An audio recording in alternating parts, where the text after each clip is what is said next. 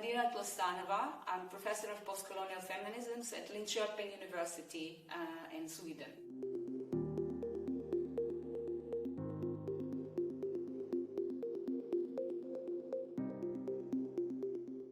So, first of all, it's very difficult to say which are post-colonial concepts, which are decolonial concepts, because they are fluid, they're changing.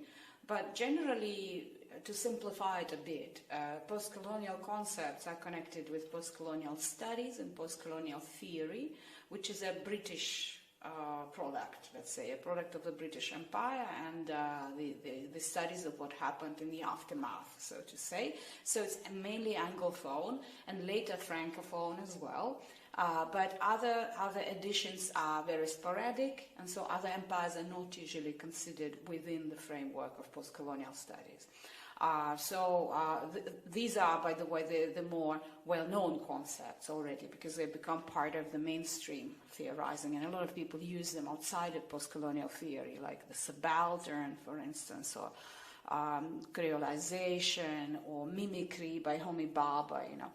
And the colonial option comes from Latin America, from Latin American thinking and critique, and mostly from researchers who realize at some point that this story is missing from the post-colonial theory, like everything that happened with the discovery, so-called discovery of the New World and the aftermath, and it's a very specific kind of imperialism and specific kind of colonialism, which is very different from what happened in some African countries, or what happened in India, for instance, and in other colonies.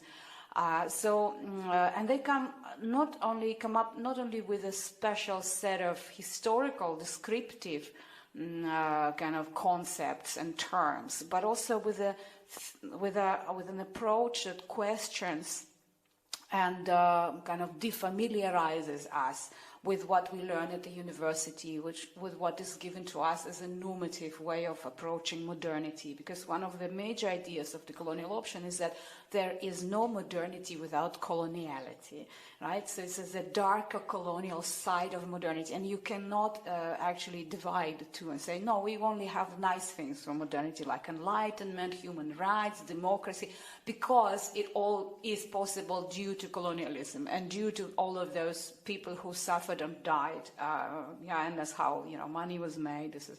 And this is how also the concepts with which we have to live now emerge, like race and racialization of people and racial hierarchies, right?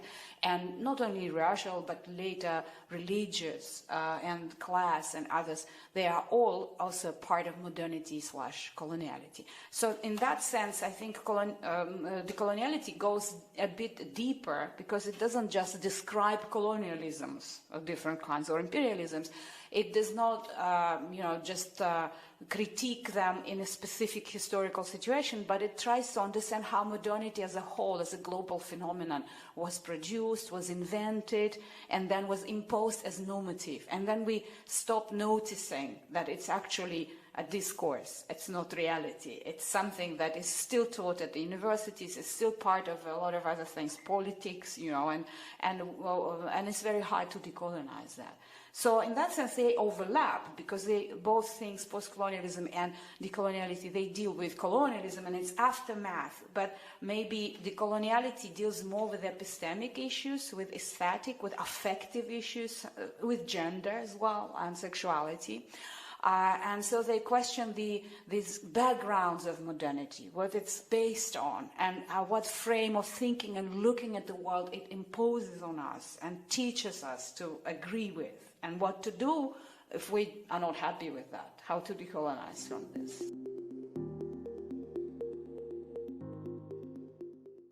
There are hierarchies, but there are also inequalities in most cases, right? And it's just a way of, whatever you prefer to talk about. I probably would prefer to talk about inequalities, because they are still inequalities. But being a feminist, and dealing with gender studies for many years, I would say that for me, the concept of intersectionality comes in here, right? So when we talk about hierarchies, we have to nuance them. And we have to realize that it's not a black and white question of power but it's also the nuances of power, these complexities of how power work and how hierarchies work and how dynamic they are, because nobody is always in the position of being persecuted and nobody is always in a position of power. It always changes. It's very flexible, and like in intersectional theory they showed very well, but they were talking about race, class and gender, and that's not enough, because there are so many other categories that step in, and so people who are maybe in a kind of less preferable position in relation to the global north may have better position within their own societies, right? And it also depends on your gender, on your age, on your language proficiency, on your religion, on so many other things. And all of that needs to be taken into account, I think, when we talk about this, when we discuss these hierarchies and inequalities. Now, but for me also the question is like, we can discuss anything, but what do we do with it? This is more important. Like, we can analyze it and critically analyze it, but then we also should come up with some solutions. We should be able to imagine a different future that would be more equal and fair.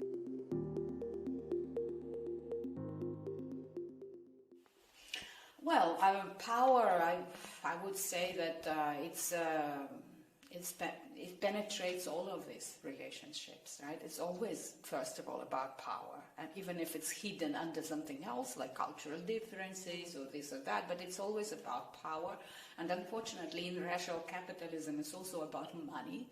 So, but that's also a part of modernity to us in decolonial thinking, because modernity actually becomes possible because capitalism, early forms of capitalism, they get together with Christianity, and then they kind of, they create these human hierarchies. They literally create them out of nowhere. They're not ontological. They're not because people are like that, but because we think of them that way, and we kind of put them into certain categories.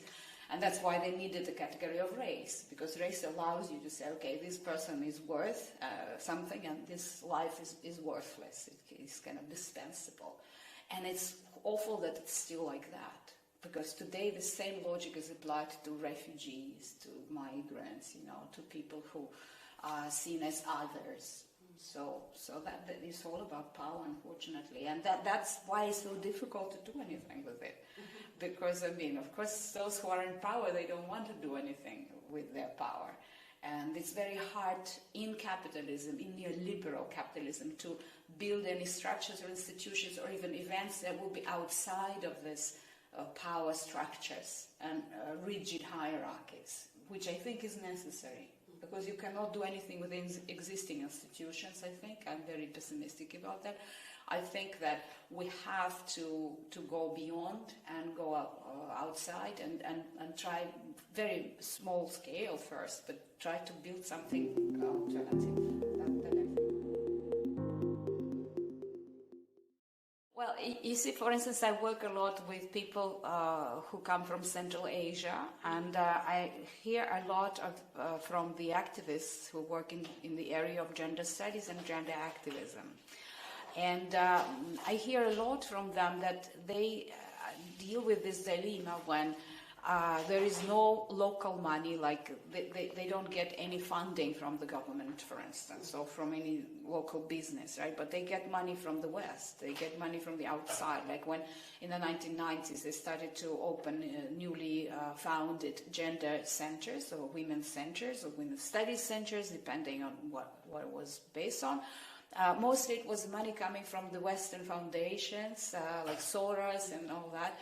And they first were very happy about that, but then they realized that it's a very specific development of activism, of programs, of projects, and studies also that these kind of funding presupposed. And a lot of people got very disillusioned with that. And I think for me, since I know them and I know their projects, it was a very good example. Like the whole cultures and whole polities and whole countries were presented in a very biased way because this money went to specific projects. Like, okay, we want to study, I don't know, the immolation of brides, or we want to study how women became prostitutes. And they were not interested in the diversity of these cultures and what else they wanted to do and what they were interested preserving maybe connections with their, historical legacies, but this is unfortunately the only way to go. And as one of feminists, I think, from sub-Saharan Africa said,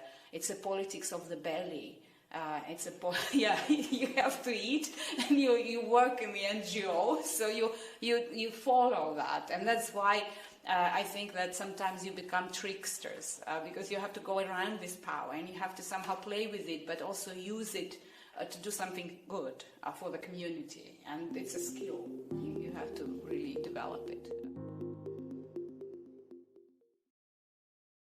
I think that at first, in the 1990s, there was this interest in Western feminism, and in many cases it was said that gender studies and gender issues were brought from the West. But after maybe 5 or 6 years, in many places like Central Asia, like China, for instance, also it's a very interesting trajectory of Chinese feminism, they realized that no, we had our own gender relations and we had our own forms of feminist thinking and activism, but they were totally erased. And so it's important to kind of bring them back and see how this trajectory was different from the Western one, and maybe in what ways it connected, or there were some intersections and some opacities.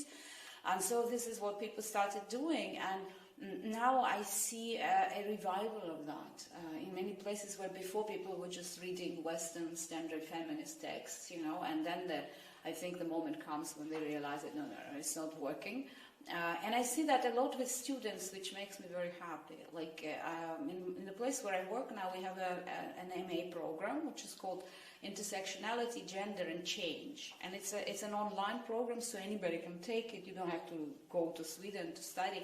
And so we have students from all over the world. And many of them who come from the global south were very unhappy about the curriculum, and they actually started saying this, which I think is great. And so now we include more texts that are not kind of, mainstream, and not the token text that, okay, let's include one text by Audre Lorde and just be happy with that, right? So no, they are really, really critical, and I think that we are learning from them also, and changing things, and it's not just the ticking of the boxes, like, okay, let's be intersectional, let's do that and this, which sometimes is the case in many universities.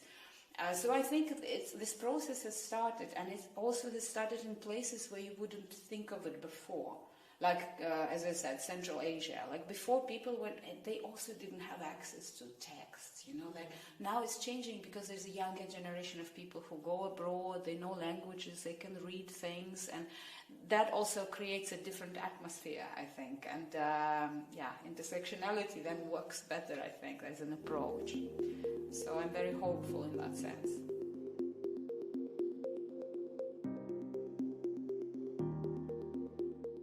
So, but there is additional work that is needed to do that, because as far as I'm concerned now, I see that there is still a gap. Like, we are speaking different languages to some extent. Right? There are certain things and ideas that circulate among feminists, especially feminists of color, global south feminists, postcolonial feminists.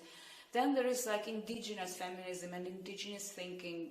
We had brilliant examples of that at this conference yesterday and today, But I still see that they speak a little bit a different language from peace and conflict studies. So there should be some effort from both sides, I think, to make a step and connect and actually see how they can be used or not used. To me, I was trying to actually formulate it for myself. There are certain concepts and assumptions in peace and conflict studies that are very Eurocentric and Euromodern, and we don't question them because it's normative, like democracy, nation state, borders, all the conflict, what is war, what is peace. All of that is very, very Euromodern, and we're not aware of this. While indigenous thinking, or indigenous feminist thinking, or some feminist thinking in general, it questions that, and it has been doing it for a while, but it was just not known outside of feminism, like that. You don't have to assume that people are also are always in a condition of war, and or they want to compete with each other. That's not normal, actually. This is a very modern idea that you have to compete and hate your neighbor, right, and become better or more successful or whatever. And that's what you find in decolonial feminism. For instance, Maria Lugones, she writes an early article that is not very well known. I think it was written in the 80s, where she writes about agonistics, from agon, ancient Greek concept of rivalry, of competition. And she says not all games should be based on agonistics. It's not about winning the game. It's also about enjoying the game together and just playing together out of, just loving to play. And so that is a very deep thing. You have to change very deeply your attitude to the world and how you look at it, and do you objectify it or no, you feel that you're part of that world and you're responsible for it. So this is what I think should be learned. But it's very hard because peace and conflict studies, as all of these areas, they are formulated based on completely different grounds. They come from rationality, from this objectification, this seeing, okay, the human being is in the center and then it decides what to do. All of that needs to be questioned, and that is a big challenge, I think.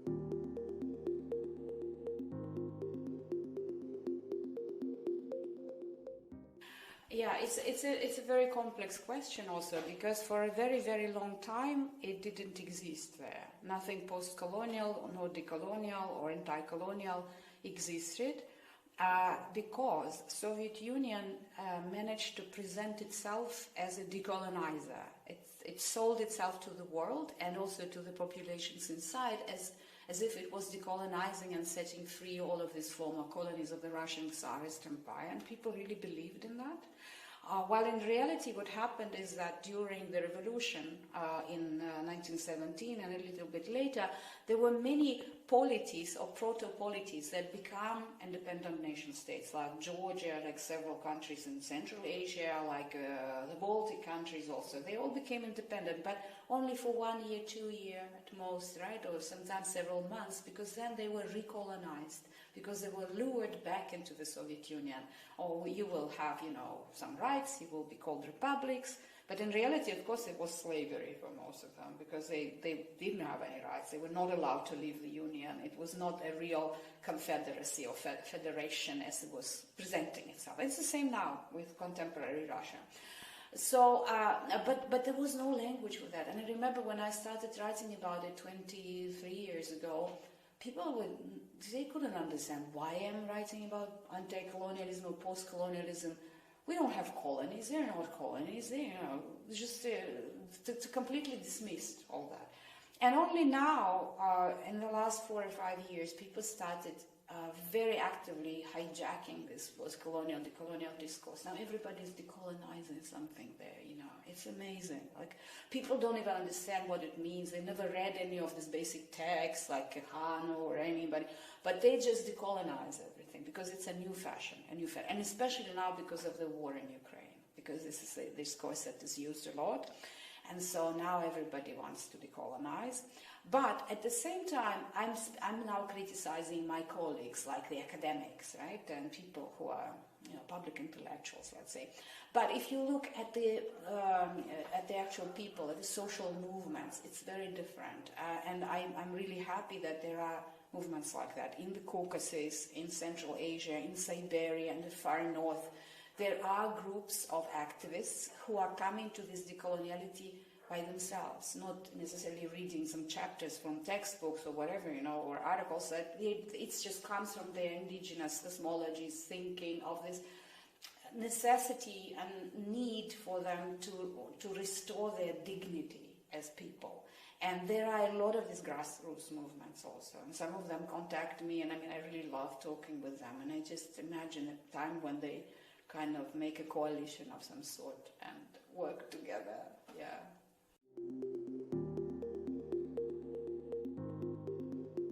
Imperiality is Laura Doyle's concept. There's a book and an article by Laura Doyle in which she explains how these second-rate empires of different kinds intersected and interconnected, in the history of Central Europe, Eastern Europe, the Balkans, and there you have several empires always clashing, right? Like the Habsburg Empire, the Ottoman Empire, the Russian Empire. And so you see layers and interconnections of all of these influences in the histories and also in the way how the nation states today in these places construct their identities and who they are, right? And in the colonial option, the concept of imperial difference was formulated but not really developed much. And it means that there are different classes of empires. It means that there are very successful capitalist empires like Great Britain or France, and there are less successful like Russian Empire or, for instance, Ottoman Empire, for various reasons. Ottoman because it never belonged to this club of Western capitalist empires. It was Islamic, it was not modern enough and all that.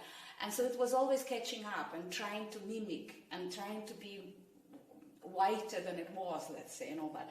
And Russian Empire the same. The Russian Empire was always a second-rate empire, which felt itself very unsure in the presence of the West and really wanted to be part of the West, but was never allowed. And we see results of that today, right? So it's a catching up, constantly catching up empire that even in Soviet years you see this. Like there were, in some factories in Soviet Union, they said, let's catch up and leave the West behind. So that was the idea.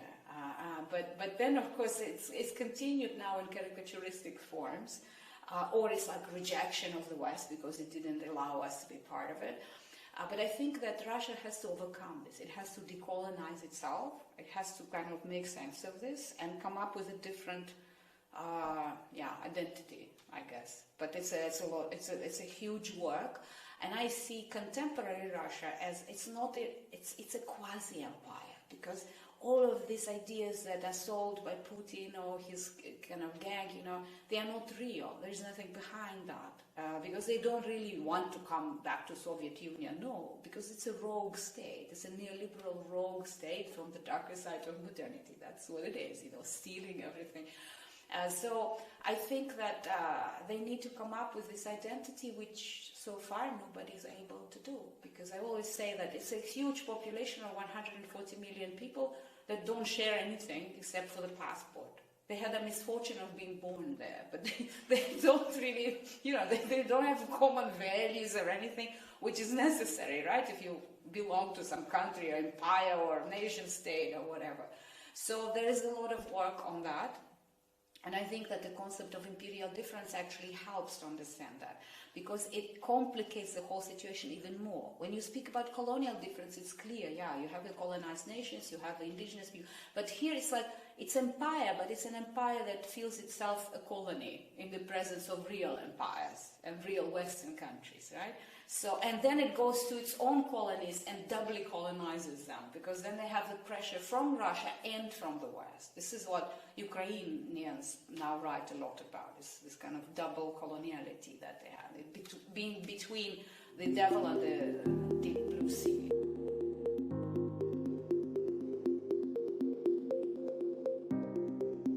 As I said, for me, it's a very important conversation that we're starting now. And I think we need to go deeper and we need to go into more details. And in order to kind of come up with our own tools so that we don't use the master's tools anymore, right? We have to work, we have to listen to each other. It's a difficult task, because most of the time people just have a monologue of their own, they just don't connect. So that is what is necessary, to have a genuine interest in others and listen to what they have to say, and then try to actually go there and connect somehow. So this is what I think we need.